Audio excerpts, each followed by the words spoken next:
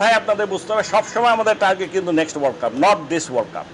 এসব ট্রলের কারণেও আমাদের বাংলাদেশ টিম ম্যানেজমেন্ট বা বাংলাদেশ টিমের খেলোয়াড়রা তাদের মনোবল হারাচ্ছে এবং আস্তে আস্তে বাংলাদেশ টিমটা হারিয়ে যাচ্ছে। তবে কি এখানেই শেষ বাংলাদেশ ক্রিকেট টিম?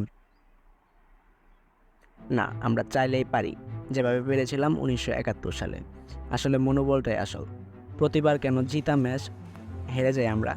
কারণ ম্যাচ শুরুর আগে আমাদের মনোবল যেমনি থাকে, শেষ হওয়ার আগে তেমনি থাকে না। আমরা যখনই দেখি যে একটা উইকেট পড়ে গেল, আমরা আমাদের মনোবল হারিয়ে ফেলি এবং শেষ, ওইখানেই সব শেষ।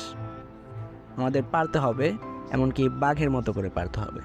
আমাদের দেখতে হবে কোনখানে আমাদের সমস্যা এবং তার সমাধান করতে হবে এবং সবাই মিলে করতে হবে। যেমনই খেলুক বাংলাদেশ, যেমনই খেলুক সাকিব, আর যেমনই খেলুক তামিম, তারা আমাদের দেশের জন্য খেলছে, তারা আমাদের জন্য খেলছে। আমরা যেমন ঘৃণা করতে পারি, তাদেরকে সাপোর্ট